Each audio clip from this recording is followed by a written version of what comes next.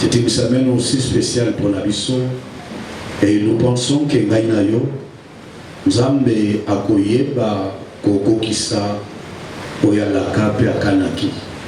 Pourquoi? Parce que chaque jour que Dieu nous permet, que Dieu va kukuta ne longo, azana plan na ye ne loko ya lingi po etengai na yo tubika. Amen. Amen. Et donc raconte à ton walelo, les azar étaient pour na yo. Ça fait partie du plan dans Nzambe. Dieu savait que Moukola lelo, dimanche lelo, tu seras là. Et quand tu seras là, il sait que voilà, tu viendras peut-être avec un problème, Songolo Pakala, la maladie avec Kakatano, il sait qu'il y a une solution. Amen. Amen. Amen. Oui. Bien-aimés dans le Seigneur, tous à Kolobela, ces derniers temps, tous à Kotalissa, où Italie, le la lumière nayo, étoile nayo, on s'en va tchakadre. Certains peuvent appeler les chance, étoile, mais pas molinaye. D'autres peuvent alors koyeba. D'autres peuvent alors kolobaïte voilà. Et là nous pemba, quelle que soit l'expression, quels que soient les termes qu'ils utilisent, mais du moins si ça te permet de comprendre que c'est ta lumière, ce sont des faveurs que Dieu a déposées en toi, c'est déjà bien. Amen. Amen. Ce qui est important que tu comprennes et que Dieu est une lumière. Ce qui est important, c'est que tu comprennes et que tu as la grâce de Dieu en toi. Ce qui est important pour nous, il va être Nzambe à salir quelque chose de bien katinayo. Est-ce que vous allez? Amen. Ce qui est important pour nous, tu as monté pour nous, il va être pour Nzambe et zakatinayo, lumière Nzambe et zakatinayo. Amen. Alléluia. Alléluia. Et maintenant, comment on leur vivre cette lumière-là? Parce que cette lumière qui a fait en sorte que une influence positive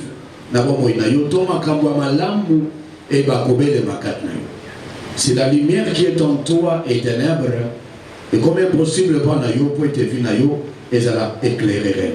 Amen. Amen. Alléluia. Alléluia.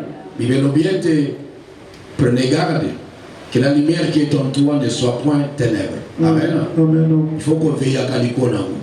C'est-à-dire que c'est là qu'on va bounder ça. Ce qui Bible l'objet c'est ça angel. C'est-à-dire que l'on va bounder ça. Et l'on va combattre.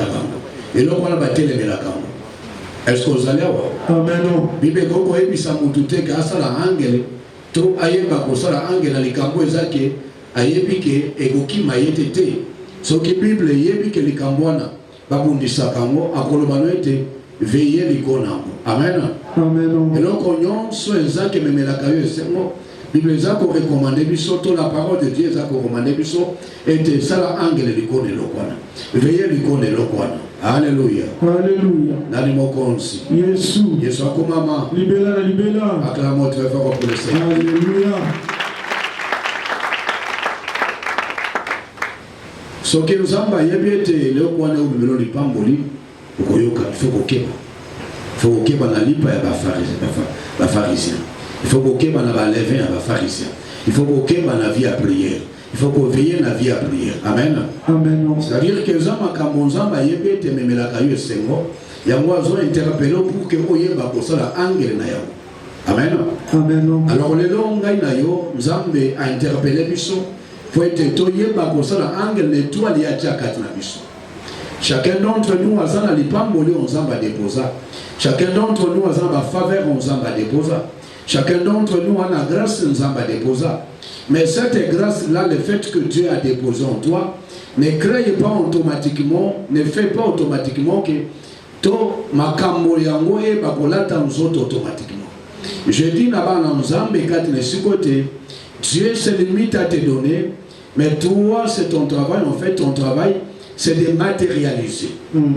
Amen. Amen. La matérialisation de la bénédiction que Dieu nous donne, c'est l'affaire de l'homme de Dieu, c'est l'affaire de Dieu, en fait, c'est l'affaire de l'enfant de Dieu, c'est l'affaire Yamo Christo, c'est l'affaire Yamo Nzambe Moko na Moko. Est-ce que vous allez voir? Amen. Nzambe appelle ça qu'à tout ce que Dieu nous donne, et Zoye Bako se présenter le coup la sémence. Et cette sémence, tu dois la nourrir, tu dois l'entretenir, pour que Yango et Bakolata aux autres. Même les saluts que Dieu nous a donnés se présentent le la sémence.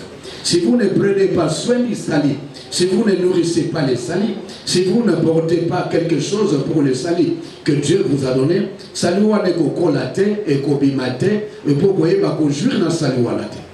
Amen. Amen. Alléluia. Alléluia. Nane mokonzi. Yesu. Yesu akomama. Libéra na libéra. Obetele maboko makasi. Alléluia. Aujourd'hui, nous sommes dans une génération où on a évité peut-être génération à chance et le repas. Génération à chance et le repas. Les gens n'aiment plus travailler pour les salis. Les gens préfèrent là où on les annonce que voilà, il y a qu'à au besoin. Il y a qu'à au commande. N'a pas été. Ce qu'on n'est pas dans Zambé au besoin. Ce qu'on n'est pas dans Zambé au Simba. Est-ce qu'on est comment vous comprenez? Je suis d'accord avec ça, mais je ne suis pas d'accord lorsqu'on enlève ta part des responsabilités. Là, je ne suis pas d'accord. Tu as une part de responsabilité dans tout ce que Dieu fera. Amen. Mon toit, il y a une part de responsabilité. Il y a une part de responsabilité. Il y a une part de responsabilité. Parce qu'à Dieu ne peut pas donner quelque chose. Est-ce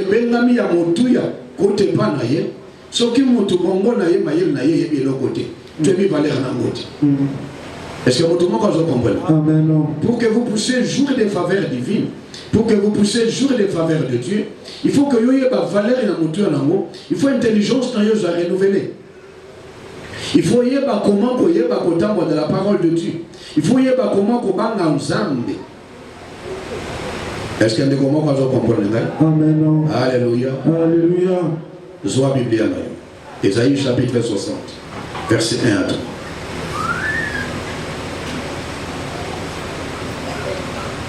Ésaïe 60, verset 1 à 3. Église Totangina Kombo na Yesu. Lève-toi, sois éclairé, car ta lumière arrive. Oui. Et la gloire de l'Éternel s'élève sur toi. Lève-toi. Lève-toi. Téléma. Amen. Amen. Alors, les bosses, ils ont toi téléma. C'est-à-dire qu'on a vu à Kalati. On téléma, il qu'on le battait, qu'il n'a pas de la quitte na téléma. C'est-à-dire que l'on voit la position et au vanda qui wana. Il y a qu'on y est pas qu'on s'en a qu'on banga ensemble. Ya kuweba kutambwa na potopoto, ya kuweba kutambwa na bosoto, ya kuweba kutambwa na mabe. So qui bible lobi na yo telema, c'est-à-dire que changer position na yo. Amen. Alléluia. Alléluia. Kuweba kobanda marche à sika. Tiens-toi debout et commence une nouvelle marche. Quand la Bible te dit telema, c'est-à-dire que l'ongwa ne t'apposera que nango, changer position nango. Amen. Parce que dans Nzambe, lorsque il va dans Nzambe, les autres chambres la misala, aux hommes ont télémi. Amen. Amen. Papi téléma. Pourquoi au téléma? Sois éclairé. Ça l'éclairer. Car ta lumière arrive. Pour être pour le naïo et Zoya. Et pour le Zoya, au côté Kalolé Wanate, il faut téléma. Il faut la mouka. Amen. Amen. Il faut changer conduite naïo. Ta lumière arrive, ton étoile arrive. Et le coup est ça que Bakanga Kanzamba l'objecte est Zoya. Il faut téléma. Amen. Au gros, c'est sous qu'un modèle à Kalaté. Amen. Amen. Oui. Et la gloire de l'Éternel s'élève sur toi. Et que mon ensemble est koya côté le maliboso na yo. Voici les ténèbres couvrent la terre et l'obscurité le peuple. Mais sur toi l'Éternel s'élève. Attends kilimo mimetondi na molili. Attends mikakatanelati famille na yo. Mais pas na yo va sentir que yo ça différent na bango. Amen. Habitera les ténèbres les ont couvrir mokili. L'obscurité les ont couvrir le peuple. Amen. Amen. Habitera molili les ont singa bateau. Mais pas na yo. Même à ta famille wana balobiete makambo simba kate oya bala kate oya saka boite o makambo simba kate mais sur toi il y aura une différence pourquoi il y a au télémi. Amen. Est-ce que mon témoin va comprendre? Ah. Lève-toi parce que ta lumière arrive. Oui, ok. Mais sur toi l'Éternel s'élève, sur toi sa gloire apparaît. Et pas une ayo, Zamba koyeba kotelema. Et pas une ayo, gloire na yo et kotelema. Na lingolo mwana basangisa sangisa. Na nzungu wa ma famille ezake batia bino nyonso. Est-ce que mon tomo va comprendre? Amen. Est-ce que mon tomo va comprendre quand on va nzungu wa ma famille? Amen. Pas ya sangisa sangisa. Ezake moto nyonso va vivre vie à moto nyonso. Moto nyonso va partager les mêmes problèmes. Non, moi je ne vais plus partager les problèmes avec vous. Je ne vais plus vivre les mêmes phénomènes que vous. Je ne vais plus vivre les mêmes choses que vous. Amen. Parce que moi je me suis levé. Quand il a télé sur moi, la lumière vient vers moi. Amen. Même si les ténèbres couvrent tout le monde, mais sur moi il y aura une lumière. Amen. Il y aura une différence. Amen. Le Dieu de la différence. Amen. Alléluia. Alléluia. Verset 3. Des nations marchent à ta lumière et des rois à la clarté de tes rayons. Oui, des nations marcheront à ta lumière. Et des rois à la clarté de tes rayons. De tes rayons. Amen.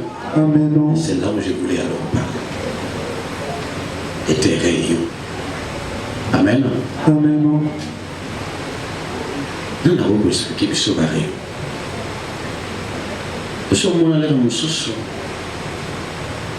Moi, ils ont bêté na tol. Ils ont le coût à 555. Amen. Ça a mis sur place. Nous sommes dans le coût. Barré, il y a quoi? Amen. Nous sommes dans le coût la mouille, nous sommes dans le coût la musique. Et puis ça le coût la moi. N'a pas si nous devons comprendre les termes et rayons. Amen. On a l'église de ce quand la lumière est là, il y a des rayons qui sortent de tout. Des rayons de lumière qui sortent de tout. Qui ont envahi les terrains dans lesquels tu habites. Et les sorciers ont peur de ces rayons. Ces rayons, chacun d'entre nous libère ces rayons. Quand la lumière de Christ est là en toi, vous libérez ces rayons qui influencent les milieux dans lesquels tu vis. Et le diable a peur de cette lumière. Est-ce que mon Dieu comprend? Amen. Parce que Shadrach, Meshach, Abednego, il y a une quatrième personne qui est arrivée. Mais ce sont les personnes qui sont allées alors pour vérifier. Ce qui va s'accorder d'abord. Attends, Malobi, tu vois combien de personnes? 17. Mais quatrième, ils ont la forme ensemble. Ils ont vu les rayons sortir de nous. Ils ont vu une lumière. Ils ont vu un éclat qui sortait de nous. Quand Dieu habite en toi, cet éclat, ces rayons sont libérés. Et aucun magicien, aucun sorcier n'accepte cette dimension spirituelle. Aujourd'hui, nous sommes dans une église où l'occultisme est rentré, où les sorciers sont rentrés. Nous sommes dans une église aujourd'hui qui est confrontée à Misala Molini Yakosakanate, où vous avez rien qu'une personne qui arrive comme ça, et automatiquement il arrête et bloque la puissance du Saint-Esprit à l'église, il bloque la manifestation du Saint-Esprit. Automatiquement, tu reçois quelqu'un dans ton boulot, tu reçois quelqu'un dans ta maison, tu sens comme si, façon pour vivre lobby, pour vivre sous le linge relaté. Tu sens comme si tes rayons de lumière n'arrivent plus. Il y a quoi pour rayon? Quand Dieu habite dans la vie d'une personne, ces rayons de vie sont libérés. Parce que l'homme est esprit. L'esprit, c'est cette énergie. Est-ce que mon tournoi va comprendre? Amen. Et les gens ont peur de ça. Les gens vont te combattre. Les gens cherchent à te déstabiliser parce qu'ils savent que quand tu es déstabilisé, ils vont bloquer les rayons de la vie. Alléluia. Alléluia. Ils vont bloquer ça. Moi ensemble moto ko manda utiata songi na vie na musala. Moto ko bandale musuku kende ko tonga. Moto ko bandale musuku kende ko yindisa motema. Ya mokonzi na yo. Ya mutu moko songolo. Ya mobali na yo soit libano ekufa. Et moi ensemble quand vous libérez les rayons, parce qu'ils seront étonnés et l'on connaît ça la peut être ma campo échange. Et c'est mon tout le monde comprend. Amen. Notre difficulté actuelle, parce que là ma campo dans le bon, ici nous sommes en train d'enseigner au Bengal ma campo dans la réalité spirituelle, comment les choses se passent spirituellement dans la vie. Mon quoi il y a des difficultés à l'ensemble de l'eau. Et déjà que nous ne comprenons pas les choses, comment ça fonctionne sur les plans spirituels. Or nous disons des hommes spirituels, mais nous ne comprenons pas exactement comment les choses se passent. Et la difficulté à connaître ces choses-là, parfois nous sommes en train de banaliser certaines choses. Quand quelqu'un est ignorant, il va même commencer à bafouer des choses qui sont importantes pour la bonne humaine. Et c'est mon tour à comprendre. Quand vous enseignez à quelqu'un, marche dans la crainte de Dieu. Les gens pensent que voilà, déjà Tostoyoka déjà, mais quand Christ te parle que tu es la lumière du monde, quand vous allez commencer à marcher dans ma parole, les gens verront votre lumière. Vous êtes les sels de la terre. Est-ce que vous allez avoir? Amen. Ce qu'on perd de l'enguiwana, saveur wana, pour perdre l'amour. Les gens ne savent pas. Est-ce que le moment va comprendre? Amen. Et j'ai compris qu'il y a un problème aussi. Un autre problème. Les gens confondent souvent confesser les péchés et se repentir et abandonner les péchés. C'est comme si la vie spirituelle se limitait.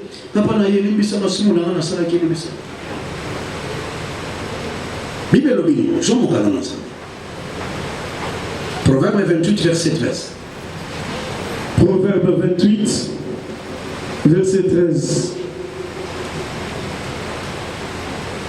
Il faut que nous puissions comprendre certaines choses. Pour ça que toujours comme on a mosité, on a angoissé. Celui qui cache ses transgressions ne prospère point. Celui qui cache ses transgressions ne prospère point. Mais celui qui les avoue, c'est-à-dire qu'à confesser yango et les délaisse, obtient miséricorde. Mais nous ne délaissons pas. Mais nous n'abandonnons pas nos péchés. Je ne sais pas s'il y a quelqu'un qui me comprend. Amen. C'est un vrai problème. Parce qu'une lumière a besoin, il y a bilo comme balois. Vous confessez et vous renoncez au bien de l'abandon de ça. J'abandonne mes péchés. Mais et les gens se consolent à Rosenga Bolibisi, mais ils ne prennent pas la décision de j'abandonne. Or, la chose que vous n'avez pas abandonnée a encore une influence sur vous et bloque la lumière de Christ en vous. Alléluia. Alléluia.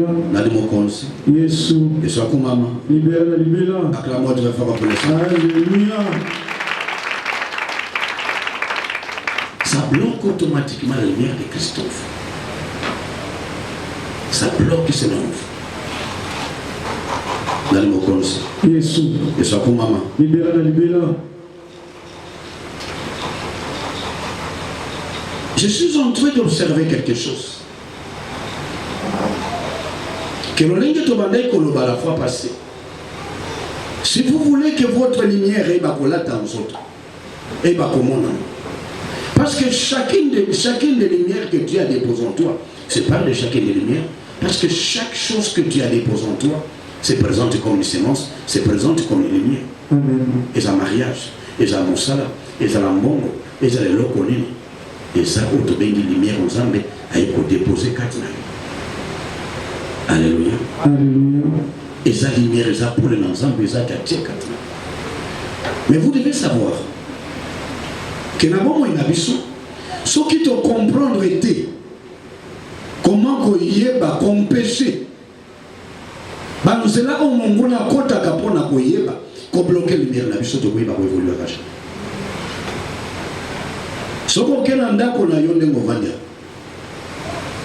na minute soko vanda ka peut-être yo moko soka ngi ya porte amen Amen. otambola yo moko na ba clé ndako ngalo ko na bimi na mosi na bana ngai to kangi ndako porte peka moko to kota wana amen Amen. to kota na autorité to na porte to bongisa. Mais dans la vie spirituelle, un mauvais esprit, quand il arrive dans ta vie, il sait des canaux qu'il doit utiliser. Il connaît des portes qu'il doit utiliser. Aïe, bibi, il y a au côté là. Et c'est mon tour qu'on comprend. Amen. Molimo mabé, à côté de la vie, à mon tour, à bongo bongote. Parce que Batobele, Bakanzaka, qui dément au côté de la bongo bongo. Pour la côté de la moto, moto, à qui m'a la mouka côté. Non, les démons ne rentrent pas comme ça. Sinon, mon tunion, c'est là que tu as beaucoup d'argent là, bah, mon son va biche, mon son va taxi, n'est pas qu'on détruit via Batemeli. Amen. Amen. Un démoniaque, en fait, un esprit mauvais. Ce qu'il y a contre la vie, pour détruire la vie, il faut y aller, porter les arbres au fond. Ce qu'il y a des portes au fond, à côté, à koyeba pe koyeba coopérer na carte na fino. Amen. Est-ce que vous comprenez? Amen. Alléluia. Alléluia. Ah oui, j'aime toujours lorsque Jésus parle dans mon canal. Matthieu chapitre 12.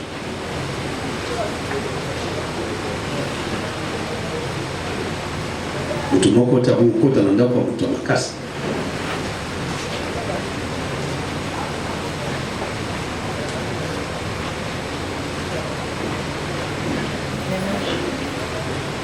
Jean-Matthieu. Je vais partir à verset 24. Verset 24 jusqu'à verset 29. Matthieu chapitre 12, verset 24 à 29. Les pharisiens ayant entendu cela, dirent: cet homme ne chasse les démons que par Belzébul, prince des démons. Amen. Amen. Ça, ce sont des choses qui arrivent souvent. Hein. Quand Dieu commence à t'utiliser, il te dit ça, on doit bien la vie qui s'y paie. Amen. Amen. On bien la vie en magie aussi.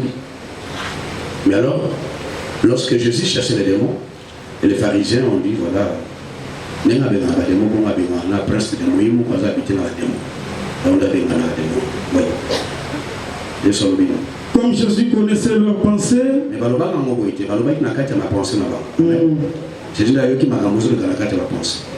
leur dit: tout royaume divisé contre lui-même est dévasté.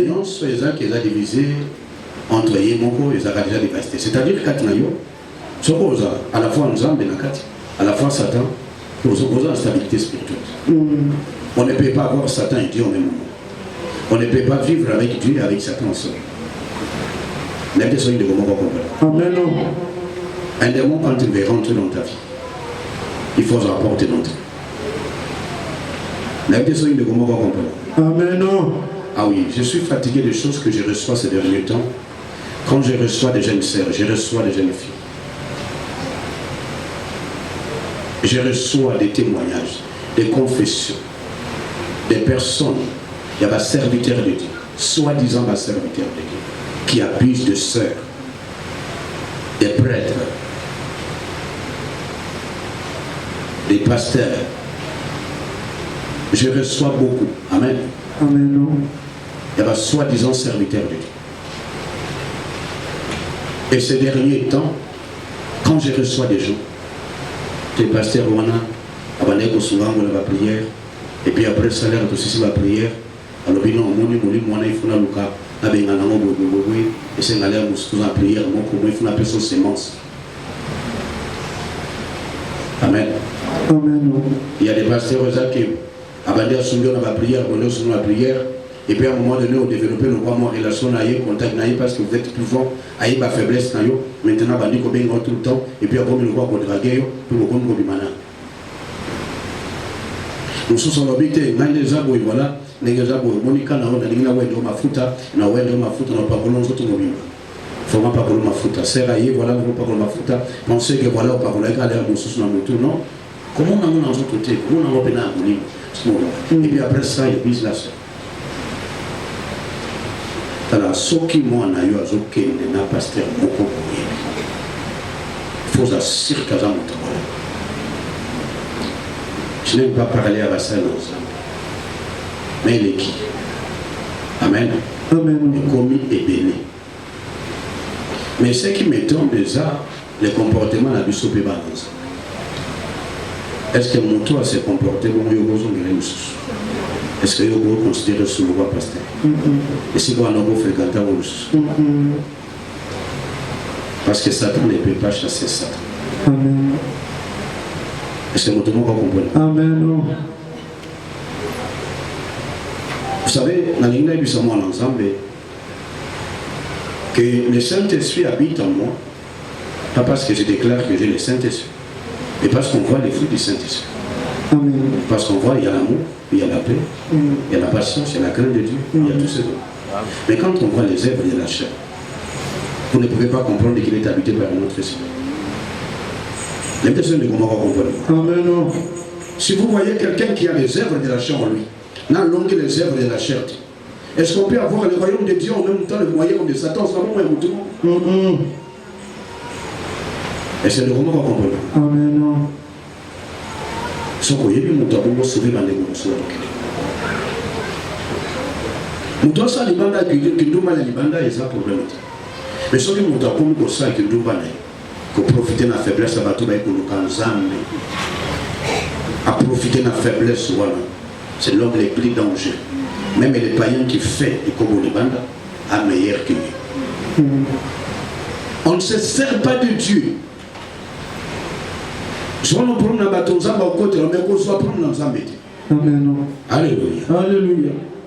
Et moi, dans Zambé, ce sont des choses que est-ce que ça, mode opératoire, il y a pas de communes. Derrière, à côté des faux, il y a aussi les vrais. Habitez que tout le monde est faux. Les vrais amis, mais pour mon amour, ça passe. Et si vous avez la grâce de connaître les vrais, quand même, Amen. Amen. Alléluia. Alléluia. Jésus a nobi ayeba qui m'a cansé aussi ça l'était. Si Satan chasse Satan, ce qui Satan a sauvé dans Satan, il est divisé contre lui-même. A ça divisé contre Yemoko. Comment donc son royaume subsistera-t-il? Comment un royaume peut exister de sous? Et si moi je chasse les démons par Belzébul, et si il a sauvé dans la démon par Belzébul, vos fils par qui les chassent-ils? Et puis c'est pourquoi ils seront eux-mêmes vos juges. Mais si c'est par le doigt de Dieu que je chasse les démons, le royaume de Dieu est donc venu vers vous. Ou comment quelqu'un peut-il entrer dans la maison d'un homme fort? Alors Jésus va expliquer quelque chose. Comment quelqu'un, est-ce que vous allez avoir? Alléluia. Peut rentrer dans la maison d'un homme fort. Moi, c'est l'expression lorsqu'on parle de quelqu'un qui rentre dans la maison d'un homme fort. Ici, nous avons affaire à quelqu'un, et puis c'est-à-dire un individu, quelqu'un qu'on ne connaît pas. Amen. Amen. C'est-à-dire que bien été. Mais la personne a mis balai au côté là, il y a un homme fort. Amen. Est-ce que tout le monde comprend? Amen. L'homme fort, c'est qui? C'est celui qui a Christ en lui. Alléluia. C'est-à-dire qu'on ne peut pas rentrer et pas hier soit Vandaka, et puis on vient, on fait des balles comme on fait. L'homme fort, c'est toi. Amen. Cet homme fort, cette femme forte, c'est toi. Amen. Comment quelqu'un peut rentrer dans la maison d'un homme fort? Ta force vient de Christ. Amen. Si tu es fort, c'est grâce à lui. Si on t'appelle un homme fort, c'est parce qu'il y a quelqu'un qui a vaincu Satan. Et la Bible dit, nous sommes plus que vainqueurs par celui qui nous a aimés. Et toi, tu es un homme fort. Amen. Alléluia. Alléluia. Comment quelqu'un, Jésus se pose la question. Et puis il va donner un principe important de fonctionnement des réalités spirituelles. Il va dire, oui. Ou comment quelqu'un peut-il entrer dans la maison d'un homme fort? Oui. Et piller ses biens? Comment mon toit koyeba kokota Est-ce que vous allez avoir? C'est-à-dire qu'avant Kota, il faut qu'il y ait une porte. Alléluia. Alléluia. La première des choses, comment il peut rentrer? Alors, Kota Ndengenine. Il faut écouter Moke Zali. Et puis, avant d'akolier, koyeba kopier biloko na ye. Amen. Avant qu'ayeba, il faut écouter. Et puis, amibale, ayeba kokota kuna na kati, pour ayeba kobanda koliye. Le travail à copier biloko, et zakandi soka sisi, azui moya kokota, et puis azui moya koliye. Les osomona musale koufi, les osomona libale baby, les osomona makabe baby. C'est-à-dire à kota qui ne kouke, et puis à bandi koliye, après à bandi copier.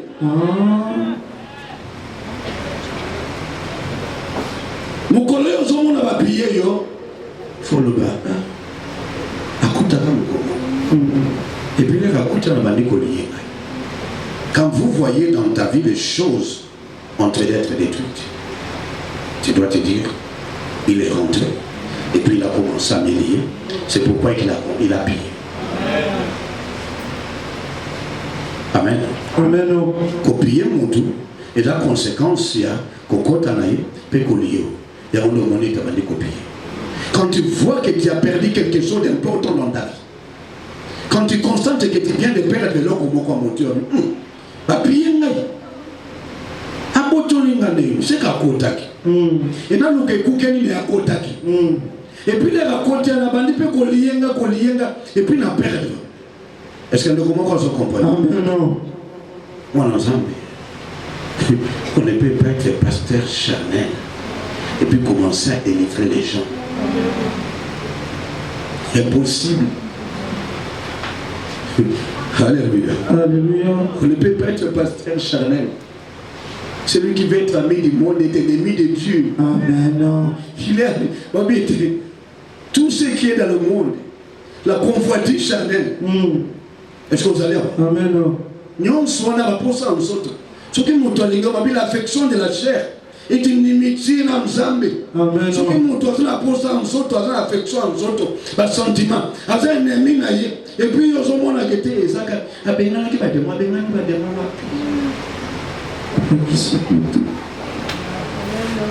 Alléluia. Alléluia. Ennemi en Zambé, comment il va dire? Alléluia. Alléluia. Il faut chercher les démons. Et si tu veux chercher les démons, il faut comprendre d'abord la relation. Il faut comprendre d'abord qu'il y a ensemble. C'est comme ça que ta lumière est comme un domaine. Acclamons très fort pour le Seigneur. Gloire à Jésus. Quand vous constatez que vous avez perdu quelque chose, le bien, et le remontez ça. Amen. Amen. Alléluia. Alléluia. Les jeudis n'a pas d'ailleurs et je recevais les gens. Amen. Amen. Alléluia. Alléluia. Pendant que je recevais les gens, n'a pas qui mon amour. Amen. Je ne sais pas mon amour il est là. L'enfant est là aujourd'hui. Voilà. Est-ce que vous pouvez alors voir puis voilà. Alors j'ai Amen. Amen. J'ai reçu un enfant. Bon, il y a dans le monde, je crois que le jeudi, Bandeko va s'arrêter à mon équipe monde. Est-ce que le jeudi, Bandeko va s'arrêter jeudi na biso ba mon qui mon hôtel? On a dit maman, tu n'as mon jeudi car. Le Bandeko va s'arrêter jeudi, bah il va quitter les mon ayaki. Il y a des gens qui connaissent cet enfant le Nengayaki jeudi. Est-ce que vous allez avoir? Je reçois alors l'enfant. D'habitude, ceux qui n'ont pas tout, et là, on va un peu la crainte, mais qui m'a compris. Je sais toujours de savoir qui t'a envoyé. Tu es venu par qui? Amen. J'aime toujours essayer un peu de savoir où il y a un zéla en âne. Qui est vraiment compliqué, il y a des gens qui peuvent te piéger, des choses comme ça. Et je me rends compte que je me suis dit dans du solo. Ok? Il y a un zéla, il y a un moutouti. Mais mon tati me dit, tu vois bien maman maman. Il te va dire pratique. Amen. L'enfant souffre. Maman, maman va dire, maman va dire.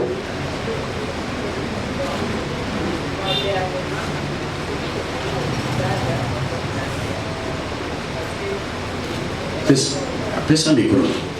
C'était un peu, maman lobby, moi on a souffert un peu d'un problème cardiaque dans le niveau à mon gars. Mais au niveau à beaucoup, on va dire que bien on maladie moko. Je crois que c'est un terme qui Congo. Amen. Oui, et l'enfant est arrivé, il avait des mal, des problèmes respiratoires terribles. La maman essaie d'un niveau à mon gars, bon, c'est 2 fois. oui. Si la bête est ma cadena. La vie n'a pas sauté dans la musique à ma déga du délai au père d'un bon bébé. Donc, à cette crise, et à la diligence. Allez, je sais l'échographie, elle qu'on a tapé la maison. Oh, mais ça, on a un spécialiste, ça a un poteau, robot, c'est la team, moi, tout le monde a fait le quartier à côté. Après, il y a fait une maison. Elle est où la séance où maman aussi soit là, on a 2 ans. La maman va faire des livres qui a fait dans la boue. Au coco. Mais que pas maman là, à Kanye, à Biboto. Il y a un jour sous. Une semaine passée, les filles, mais au Zonga, à Kanye, à l'Inonsu, a été. Pourquoi pas? Papi, non, aussi, on a été. On m'a étonné parce qu'on fout un bon. Quel est le vérité? Vous avez un bon, non? Pour le foot, maman Bouy. Moi j'ai compris qu'elle a vu quelque chose qui est supérieur à elle. Amen. À mon avis, ce qu'elle simbi et pas le qu'elle aime. A dit, quand tu vas traiter un bacin, tu vas un zologo, maman dit, tu vas traiter 10. A dit, non, quand ça m'a dit, là, n'a été. Si maman a habité. La vie, bon. Là, que le temps a été sous le ciment, à pour changer. Donc maman on a même de la soirée à la foutre les avions on a des ans. Alors il faut qu'on va pas bloquer. Parce que c'est-à-dire à ça il faut quitter. À voyager on a des ans, à voyager. À où on a épilé. On va dire que tu vas ça là, passer l'interview, vas ça là, documentaire, le discours du discours du bon maman. Notre talent a des couches à l'oreille. Nous taillons à l'énigme. Nous devons la source du point, mais à quelle heure ici, dans la poto, mais ça me semble. Habite aux zones. Aux zones qui n'ont aucun moyen de nous amener les arabes. Peut-être pas parce que ça est stylé. Elle est comme ça, l'issue du Réchit. Allez. Elle compte en leur pas dans la fonction et pas à moi, si on va dire qu'elle a peu beaucoup. Aïe. À traiter la PCP Momo dans la tête d'un ça veut dire quoi? On doit témoigner l'eau dans le bac. L'air à traiter moi, pour traiter à traiter, à bêta moi, moi, ça n'a pas à côté de la couture. C'est-à-dire qu'il y a un strike à qui c'est. Moi, la PMA qui au moins, je crois, 7 mois, 6 mois. L'air il y a ça là qui a PMA 6 mois, non? Donc, il y a beaucoup de gens qui sont tout. Satan ne peut pas chasser Satan. Et nous, on a l'exemple, mais surtout, dans le témoignage, je vais édifier dans des coébélés, on va voir le solution par la kiss. 6 mois après, quand il y a des choses. Oui, non. Allez, dans le cas, c'est du jour à vélo, c'est sur. Bon, 6 mois après, quand la vie qui n'a jamais pas un peu à Katakewa, à Sibiki. Bien à l'objet, ça la veine, comme si on a aussi, parce que vous connaissez que vous avez bien fait, tout attend au solo là. Nous sommes pas eu qui gagne. Dans la pousse, il y a un soba pour gagner. Moi, nous, pas d'autres qui sont allés en prison. Et les gens qui ont moi à faire soigner. L'autre qui n'a pas qui n'a pas fait. Comme il ne peut pas maman, et puis moi, prophète Tanzanie. A dit, mais dans le sens, elle a un cas de malade dans le monde. Elle a dit que a dit, mais aux autres adobi, on a quatre dans sa moussala. Son baramakas ou son bimaki, ou son bipé, ou son mafutaki, la yaka lobby, bon à salaire. Mais deux ans d'avance, elle a 17 000. Et ça dit, mais bon, on dit qu'il faut appeler ça 20 000.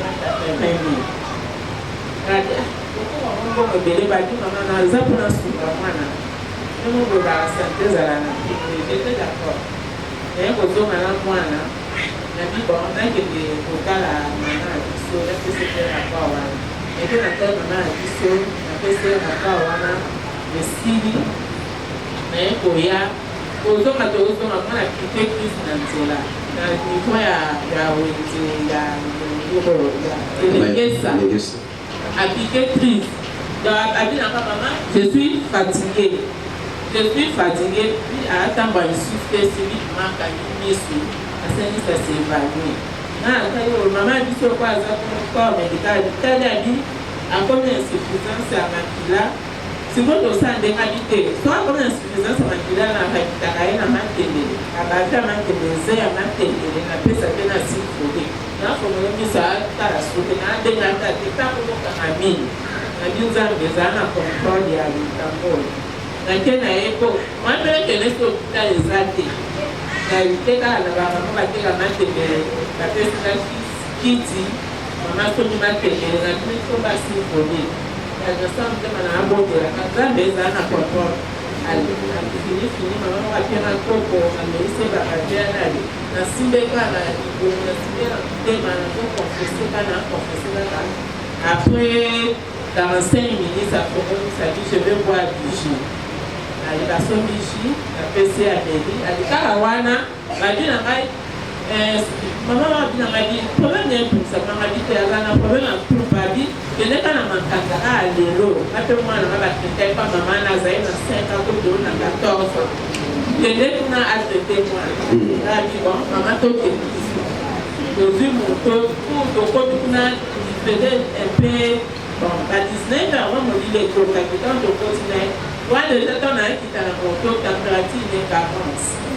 Elle dit, maman, dans la moine, elle dit, ah, non, elle dit, maman, ça va, moi, elle dit, il faut aller chez les gens, il faut aller chez les gens, elle dit, ah, en tout cas, il faut y aller. Là, à l'objet, dans la moine. Malade de ceux qui sont dans ma casse.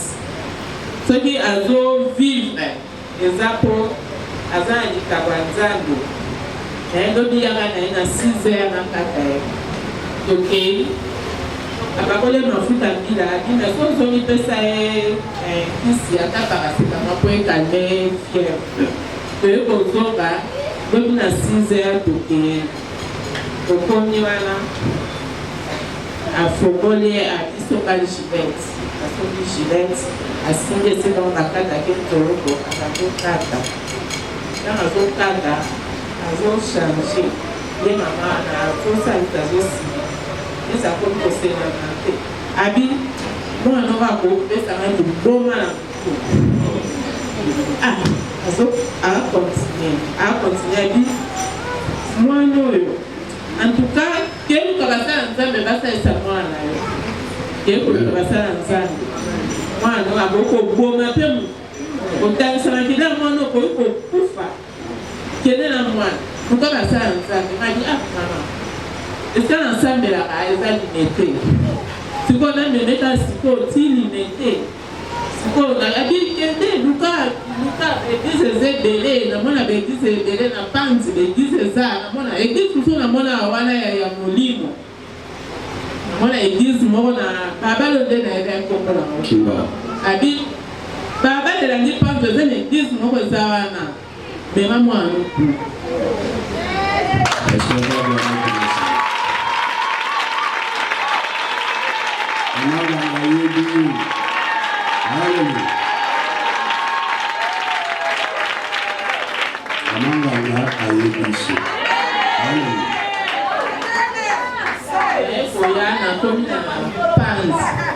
C'était des acquis dans comme dans la pente dans l'autre de l'église, Bakanga Bakadena.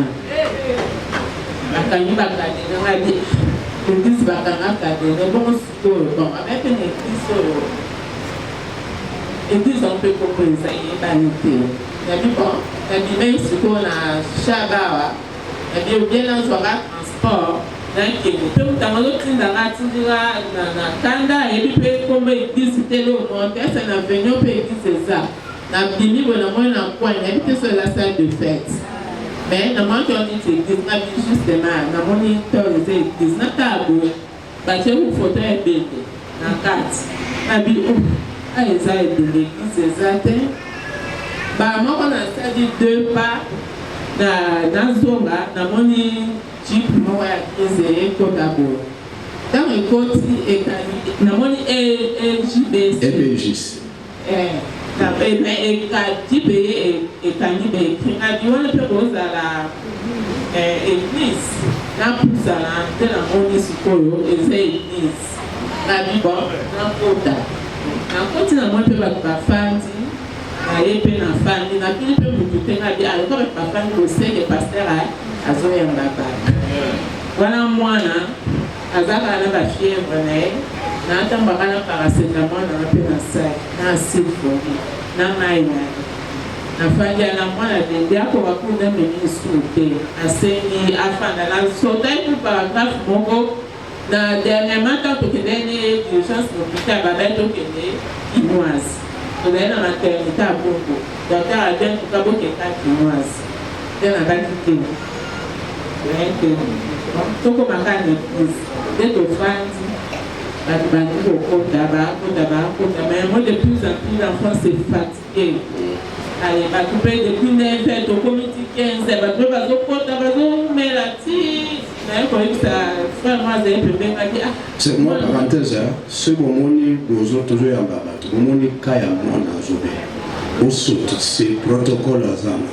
Oya na kaya moi. Amen. Ce moment moi c'est à zéro. Aux akaza trop fatigué, attends aux ambulants. Ça vous coûte quoi pour les qui s'en montent? Amen. Les qui s'en de quoi en a caille quelque chose. Donc c'est ça, oui.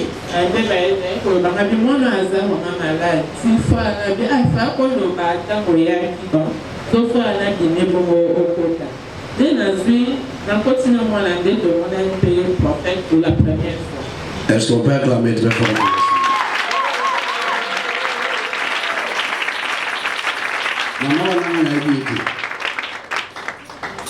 Ça va peut-être à bon seulement un petit détail, puis ça va bien sur mon monde. La gambe la boue. J'en quitte.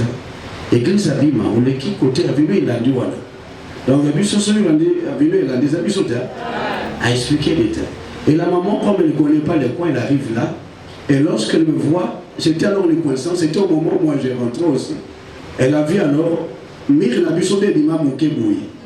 Moi, EBJC, na quoi il y a moni, place au moment EBJC. Amen. Mais la maman précisait, Nganga, a précisé que l'église c'est moi quoi mon lim. Est-ce que vous comprenez?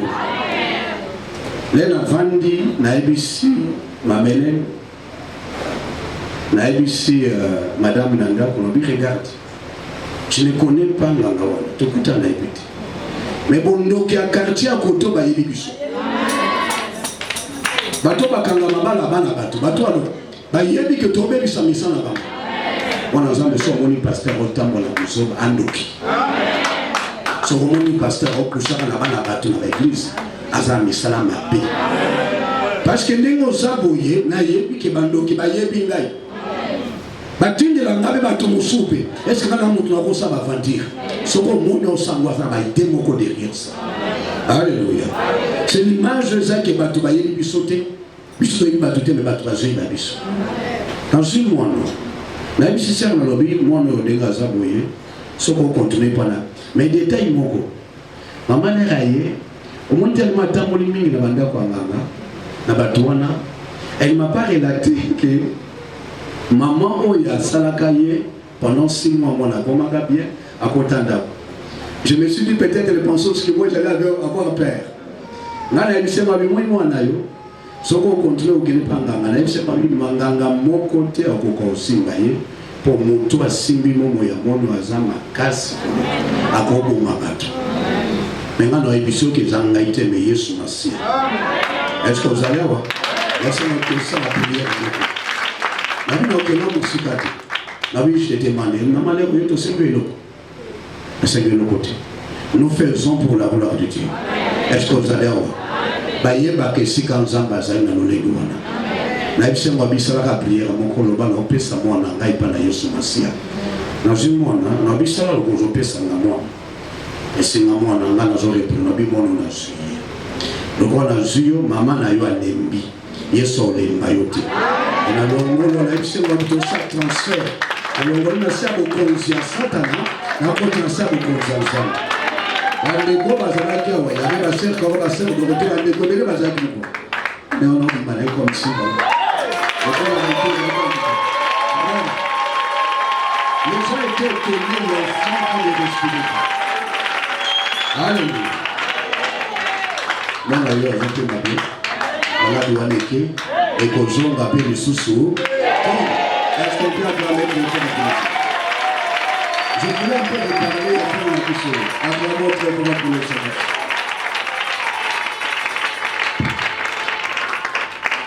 Et qu'on joue à la suite. Dieu est là. Les sorciers qui sont dans ce coin nous connaissent. Yoye ba valeur ensemble wanate. Qui peut minimiser ensemble te. Ce qu'on moni muto à l'église azo minimiser ensemble la biso amisa mabe. Aibi que to sala que tele melakaye. Alléluia. Simba ensemble on est tana makanza kuna musika na makanza. A expliquer biso ko leki. Église moko ndi amulimo za Alléluia. La ligne nous a su moi babosa la biso confiance. Salama confiance au quoi mon sang ensemble. Tous autres alors comme sous côté à grande quoi babo vendre ça ensemble. Alléluia. Et ce qu'on comprend makambo te makambo moli monter biloko ya ozonyo ko la bato. Akenda pele ya musu ça ensemble bonde la beko. La bonde la beko na. Et simbati. C'est ça une maman na jeune était na côté 7 jours. Elle est là de côté cette journée. La grâce c'est pour nous embâtir à quatre ambassades et souvent comme atelier. Alors que place na yomoko est importante, c'est important.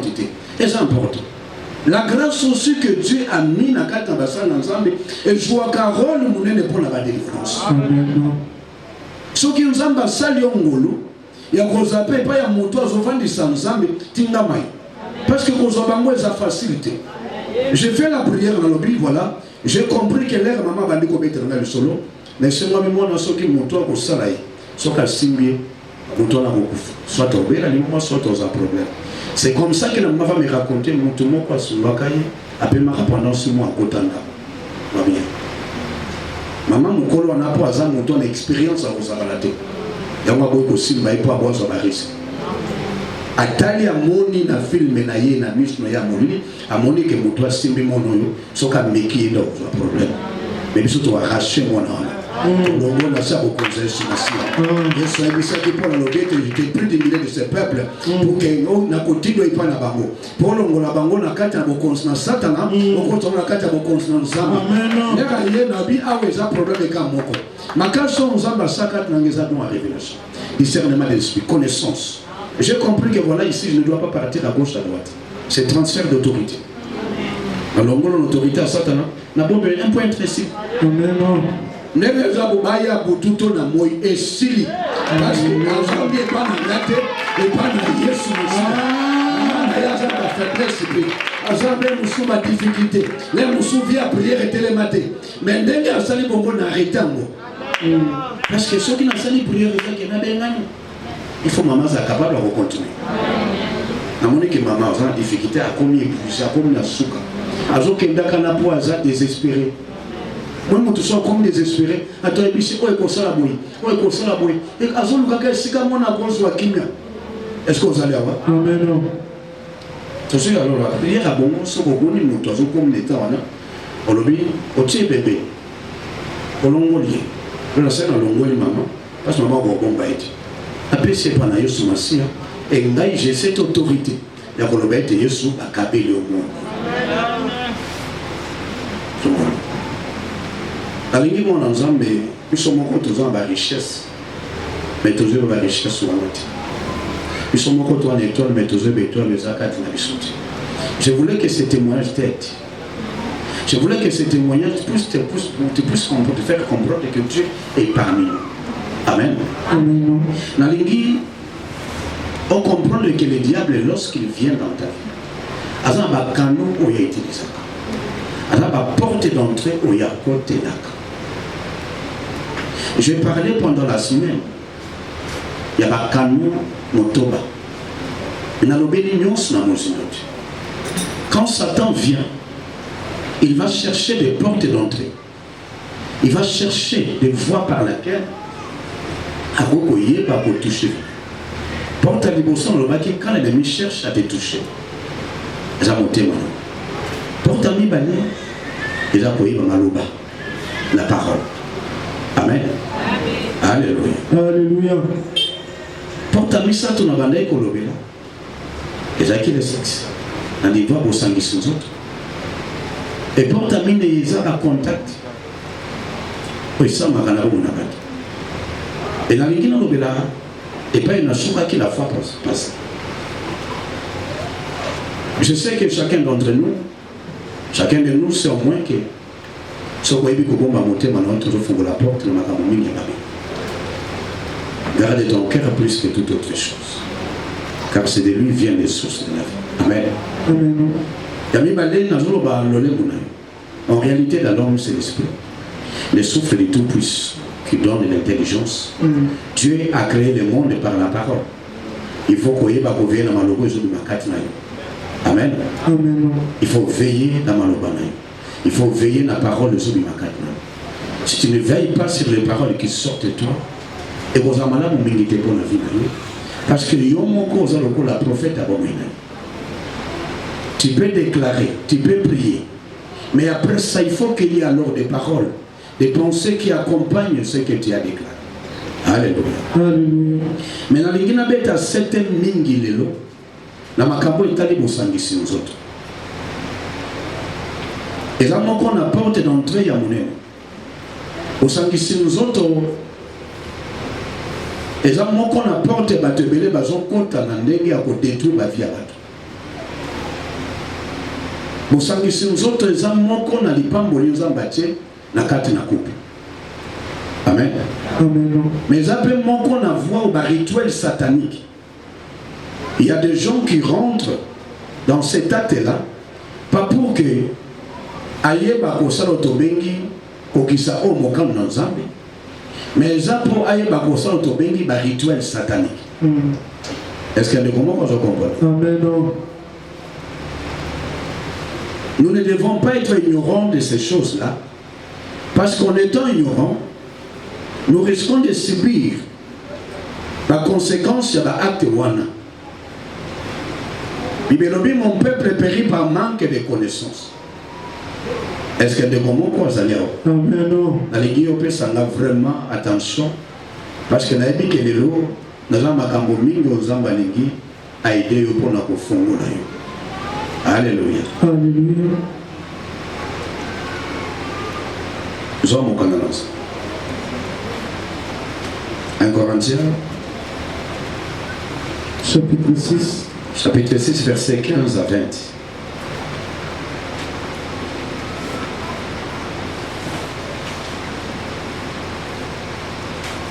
« 1 Corinthiens, chapitre 6, versets 15 à 20. Ne savez-vous pas que vos corps sont des membres de Christ? Prendrais-je donc le membre de Christ pour en faire le membre d'une prostituée? Loin de là. Ne savez-vous pas que celui qui s'attache à la prostituée est un seul corps avec elle? Ne savez-vous pas que vos corps sont les membres de Christ? C'est-à-dire que nous autres, on a eu les éternes et nous autres, on a eu ce massif. Est-ce que vous allez? Amen. Nous avons vendu pour eux. Nous avons mon éterne à Christ. Amen. Entre Ngaï et Yesu Massi, on a dit qu'on a une compréhension spirituelle de Malobawa. Amen. Amen. C'est-à-dire que je suis connecté à Christ. Mon corps, ma vie est connecté à lui. Il y a une connexion entre moi et Christ. Je suis une partie de son corps. Amen. Amen. Oui, ok. Car est-il dit, les deux deviendront une seule chair. Mais celui qui s'attache au Seigneur est avec lui un seul esprit. Amen. Amen. Lorsque vous attachez à Christ, vous êtes avec lui, Moli Mokakamo. Amen. Il y a des profondeurs derrière Malobawa. Il y a des profondeurs. On comprend que quand Dieu te donne la lumière, quand Dieu donne alors la lumière en toi, en fait, et quand il met sa lumière en toi, il faut que cette lumière-là, et pour éclairer vie, on peut éclairer mon bateau. Mais le diable ne peut pas accepter que cette lumière-là, et pour éclairer vie, et pour éclairer mon bateau. Il va trouver les voies et moyens pour étouffer un autre qu'on péché. Et parmi ma cambouana, il y a un niveau pour s'enguisser nous autres. Parce que le niveau pour s'enguisser nous autres, c'est là où la communion, c'est là où tu vas comme un motomoko. Motomoso a besoin à transférer 4 nayo malade moko songo. Azomo na été pas transférer malade 4 nayo. Alors puis il faut na lukana comme un motomoko. Et là tu comme un motomoko échange ça. Ouais za 4 nayo ko ya 4 na ngai. Ouais za 4 na ngai ko kende 4 nayo. La domaine ya bosangisi nzoto et ça na bato baza mal intentionné. On va y avoir comme un rituel satanique qui pratique cela pas pour le plaisir. On zamba l'objet de batoise on a 4 na vie na bango na couple, mais il y a des gens qui ont 4 na domaine wana pour passer à transfert. Je ne sais pas s'il y a quelqu'un qui me comprend. Amen. C'est le monde à transfert. C'est le monde à échange. Dans la vie pratique il bouille. Notre yokate motozu c'est dans la bosangisi nzoto. Notre yokate ma maladie contagieuse, ma maladie infectieuse. Est-ce que vous comprenez? Nous l'engagement sur le plan spirituel, c'est le monde des transferts. C'est le domaine de l'échange. Pourquoi? Parce que vous devenez un. Et si quelqu'un est mal intentionné, n'habitez ce qui est comment vous en avez. Amen. Ce qui est mon tour, quoi, ça m'a la molini. Aïe, que domaine, les domaines à transfert, domaine à échange. C'est pourquoi tu ne peux pas, quand tu as un domaine à mariage, en fait, quand tu as un domaine à bosangisi nous autres, sans que les gars par la voix, on nous a meillé moi pour établir. Est-ce qu'il y a des moments quand on en a? Alléluia. Et ça, nous l'engagement. Quand vous entrez dans ce domaine-là,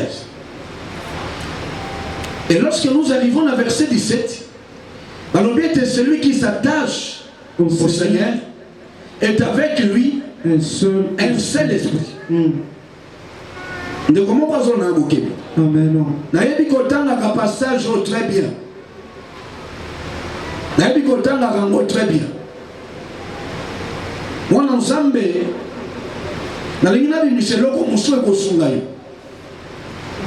ici on parle de l'attachement. Mais moi, les colons, on parle de Yabosangi sur les autres. Alléluia. Alléluia. Domaine et attachement, dans le domaine à Bosangi sur les autres, et ça a fait presque le lingue moko. Alléluia. Alléluia. Quand quelqu'un s'attache à toi, qu'est-ce qui arrive? C'est-à-dire qu'il te fait confiance. Il te reçoit la moté manaï. Moutoua maïele mabé soka linga détruire. Et là quand il bosse à koluka somba confiance na yo. A koluka talaza attaché na yo. Vous savez quand on s'attache à quelqu'un, on réveille un mot qu'on a dimension ya molimo, autobengi sentiment, émotion, désir. Ce sont des choses qui sont dans ton âme. Amen. Saoul, en fait, Jonathan, na Saoul papa naïe. Babota wana Jonathan zamwana Saoul. Est-ce que vous allez voir? Amen. Mais Jonathan, il est l'objet l'âme de Jonathan fut attachée à l'âme de David. Amen. L'attachement touche l'âme. Et vous connaissez ce qui était venu après. Que Jonathan n'a pas montré parce que comment il croyait qu'il ne confondait papa naïe, son papa naïe contre David. Parce que Jonathan se sentait au niveau de l'esprit et pas il y a David. Mais dans le niveau en Soto, il était du côté de Salomon. Et ce qui est esprit est au-dessus de ce qui est charnel. Amen. La question qui est quand je comprends. Amen. David a dit qu'il a mal à l'aise lorsqu'il a Jonathan à Koufa. Tu as quelque chose à me parce que entre par mon balai, il faut que moi qu'on a moi ça mon dinga bolam. Amen. Et David moli mon zanga tranquillité pour dire qu'il ça Jonathan bolam. Ah oui. Le monde d'attachement, tu t'attaches à qui? Quel est ce pasteur à qui tu t'attaches? On s'attache à Rananani. Est-ce que vous comprenez? Amen. Il est le bien, celui qui vous reçoit me reçoit. Celui qui reçoit un prophète en qualité de prophète, il recevra la récompense, il y a prophète. Amen. Mais si tu reçois un sorcier en qualité de prophète, il recevra la récompense des sorciers. Botutu. Moni makambo tozolo ba mwana nzambe totikali na ba compréhension makambo molimo oza ke ngala sumu kité ngala sale loko boité na lingina maton niveau que quand l'ennemi veut détruire aura na yo lumière na yo il va chercher l'attachement, il va chercher bateau zake osaka bango confiance ba ya ensemble té aibi que quand tu seras là, quand tu vas te mettre à leur faire confiance ba koza lokola ombrage bakoza lokola frein bakoza lokola bato bako bloquer le kopoko. Amen. Amen. Dans mon conseil. Jésus. Je ne dis pas pour yo kamamanangai.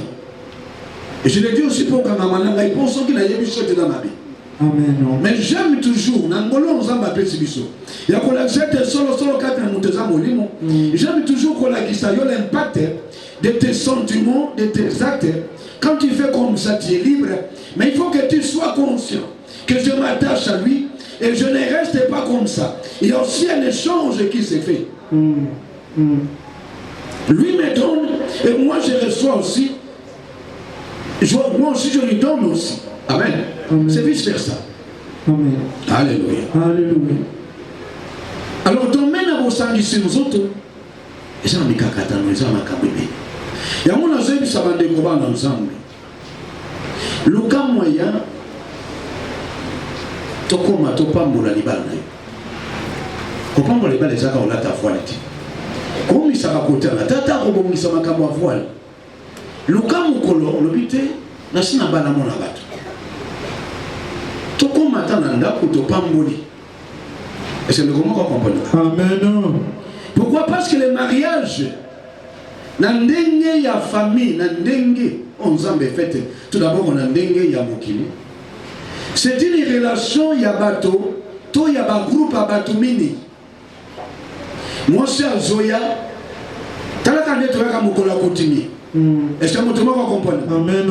Moi c'est aye na famille na ye. Et puis les na famille na yo wana, ana famille abo tata na ye, ana famille abo mama na ye. Alléluia. Alléluia. Alors bito yemi ni soit mobali babili babito eko te to bali sa mwana biso. Mobali pe aye mukolo ana groupe abatu. Groupe akote abo tata na ye, kote abo mama na ye babito eko zwa mwasi na biso. Est-ce que vous allez voir? Amen. Na ye na kati. Le mariage selon les hommes, selon la coutume, c'est une union entre un groupe d'individus, entre un groupe de tribus qui se mettent ensemble, qui se mettent d'accord. Okuta kuna liboke ya famille ya mwasi. Côté abo tata na ye, côté abo mama na ye moko. Okuta pe mobali kuna côté liboke ya bo tata na ye na bo mama na ye moko mobali. Donc libala wana eza ya libala bato ebele na kati. Donc suko kota na niveau molimo eza libala milimo ebele.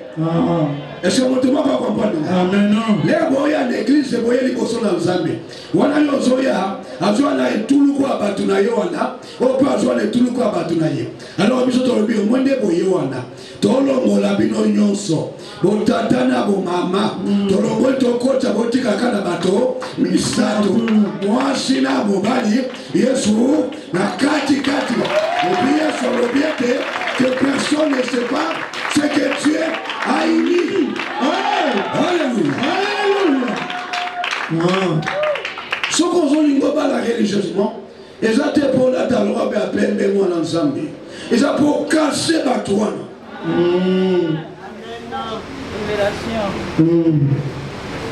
Pour casser ma toile.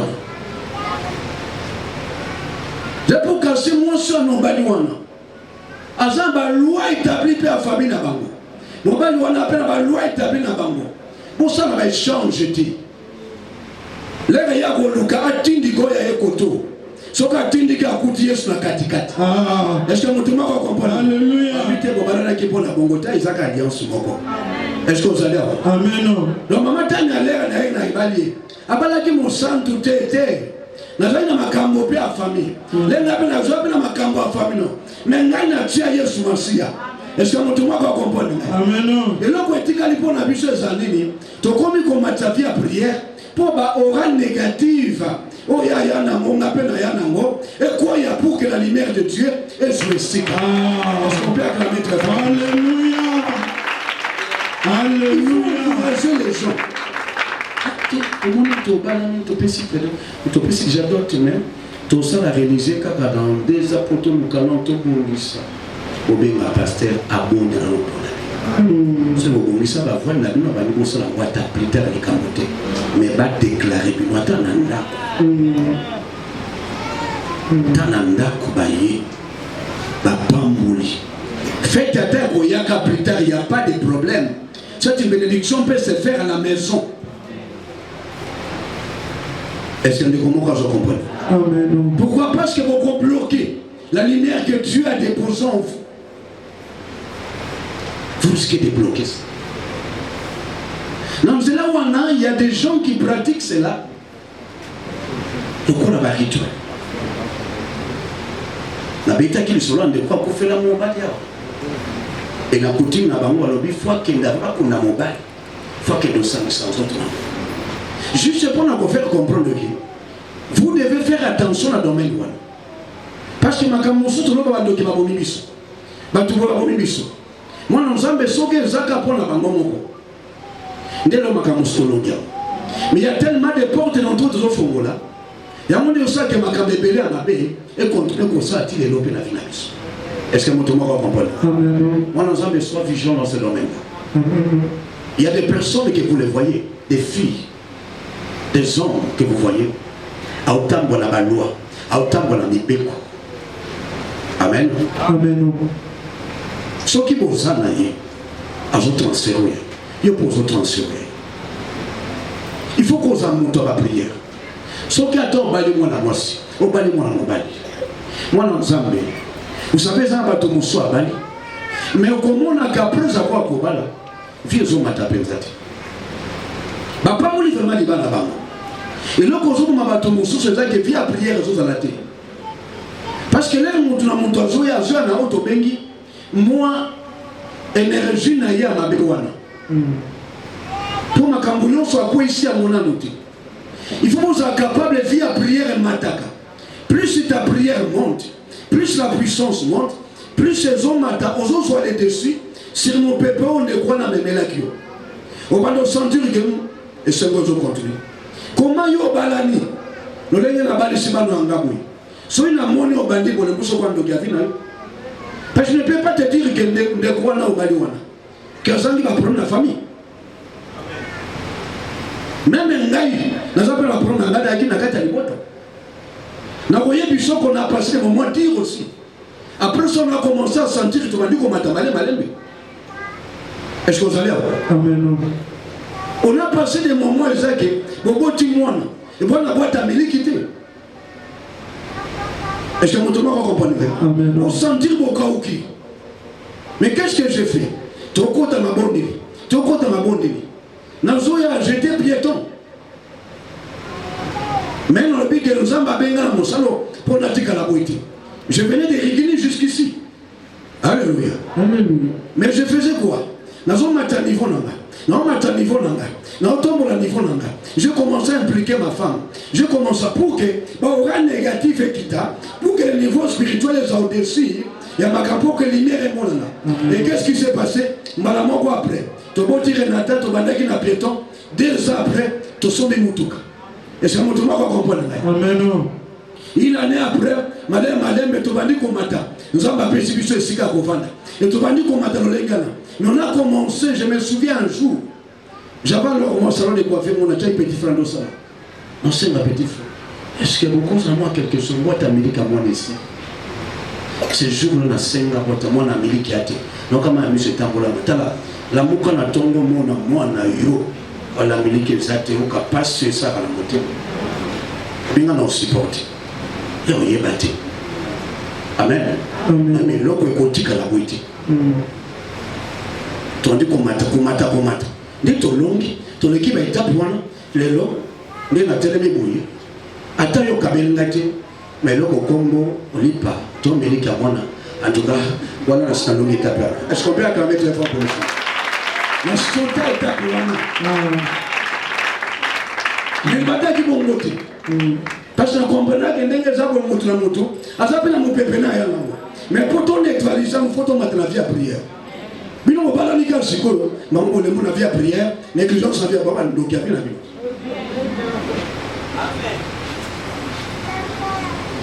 La ligue n'a pas la vie à négligence. Baba, nous avons pas la raté. Baba, nous avons dit que nous avons pas porte notre. La ligue n'a pas la vie à faut mettre la vie à prière. Mettons la vie à prière. Alléluia. Alléluia. Est-ce qu'on peut acclamer très fort? Alléluia. Il y a ce qu'on a ligné dans le point oyo. Parce que lingi osuka wanate. Point ya suka eza koyeba ba contact to zana ngo. Na sina meki ko lobela ngo amuke. Mais so Biblia.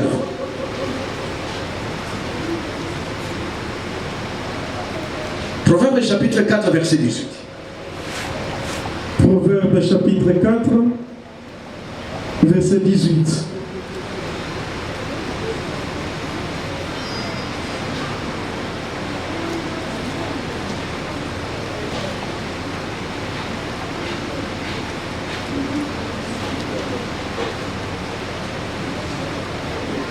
Les sentiers de justice est comme la lumière resplendissante. Les sentiers de justice. Les sentiers de juste voilà. Est comme la lumière resplendissante. Amen. Amen. Les sentiers de juste. Nzela ya bayanga ben. Alléluia. Alléluia. Est-ce que vous avez yanga ben? Amen. Nzela bayanga ben ezalo kola. Ezani. Lumière resplendissante. Et ça, le quoi, lumière resplendissante. Et vous allez comprendre la lumière resplendissante cette année. Ok, voilà. Dont l'éclat va croissant jusqu'au milieu du jour. C'est-à-dire que l'éclat d'Ango va croissant. C'est-à-dire évandi mouké, évandi sami, ezokola, ezakomata, ezakomata, ezakokola, ezakomata. Est-ce que vous comprenez? Alléluia. Le clan, il y a les pamboli na yo, et il y a souvent de façon croissante. C'est-à-dire qu'on a 5, l'obé comme à 10, l'obé comme à 15, l'obé comme à 20. Il faut qu'on y ait ce clan à lumière bongo. Amen. Moi, je me fâche souvent contre les gens qui pensent que pour avoir quelque chose à commis. Au commis wapi, yo commis wapi. Yo commis wapi. Non, comité. Alléluia. Alléluia. Dans le comité, pour nous ambassadeurs au moins quelque chose, qu'on constate que tu es arrivé, tu n'es pas encore arrivé. Amen. Tu as encore un chemin à parcourir. Amen. Parce que la quantité de la lumière que Dieu vient de déverser maintenant, il faut qu'on y ait qu'on faire croître Yambo. Amen. On dit de salité. On a l'autonomie, l'antiquité. Voyez, mais ça, ça, on dit l'antiquité. Alléluia. Alléluia. Kindoki antiquité. Mabé antiquité. Ils sont antiquité. Alléluia. Alléluia. Ta lumière va croissante. Il faut y avoir évoluer. Vous allez voir, il y a des gens qui ont pas mourir. À $1 000 pour les affaires vilaines. C'est une lumière que Dieu t'a donnée qui doit aller de façon croissante. Il va multiplier la lumière.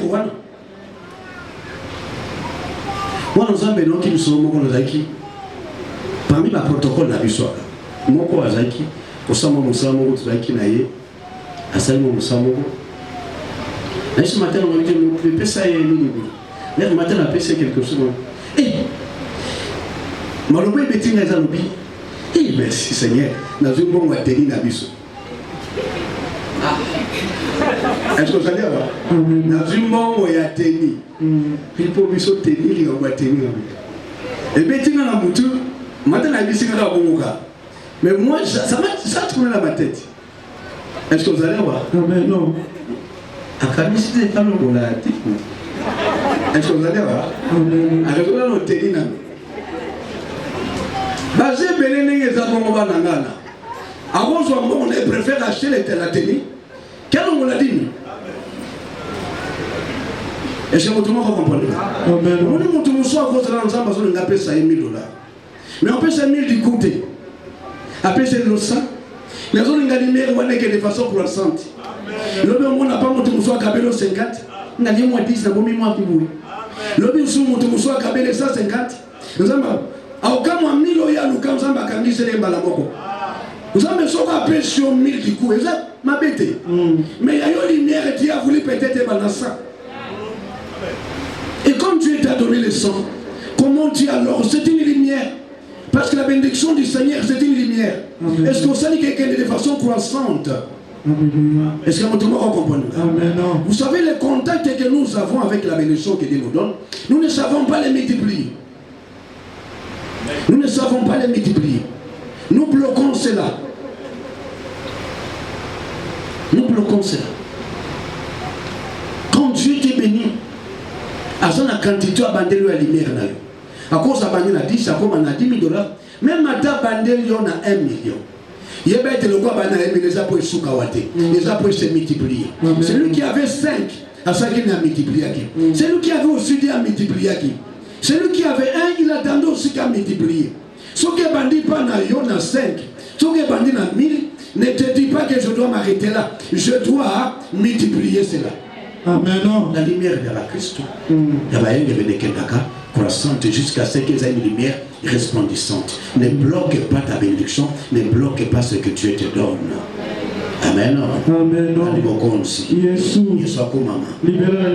Moi, en Zambie, il y a des contacts que Dieu nous donne avec la bénédiction, nous donne avec certaines choses, mais nous bloquons la bénédiction, nous bloquons la lumière. Nous ne permettons pas que cette lumière puisse koiba kobima. Mutunzamba pamboli. Au lieu de bandinga kobimisa lumière, on a bloqué à permettre que la lumière ne pas kobima. Il y a un problème dans ta manière. Il y a koyeba kosimba. Il y a koyeba koza en connexion dans les pamboli en zamba question. Amen. Il y a des contacts avec les humains. La Bible nous montre qu'il y a la femme. Il y a des femmes. Il y a une femme qui avait la perte de sang et qui comprenait les mystères à contact. Il y a des pôles où les gens venaient. Le contact n'est pas seulement, il y a onction, mais le contact aussi avec tout ce que Dieu te donne. Est-ce que vous pouvez comprendre? Nous devons apprendre que quand Dieu te donne quelque chose, je suis en contact avec quelque chose que Dieu m'a donné. Je suis en contact avec la puissance de Dieu. Je suis en contact avec la bénédiction de Dieu. Je dois savoir comment ce contact dans tout le les pambolio, comment je dois fructifier cela. Est-ce qu'on peut acclamer très fort? Alléluia. Alléluia. Nalingi nzamba pamolo. Apamolo ya mingi. Nalingi ete oyo yoki peut toucher. Ce qu'on monite ça lui passer par outil kamorane. Amen. Peut-être papa yembisanga. Que l'on aille. Amen. Amen. C'est vraiment ça.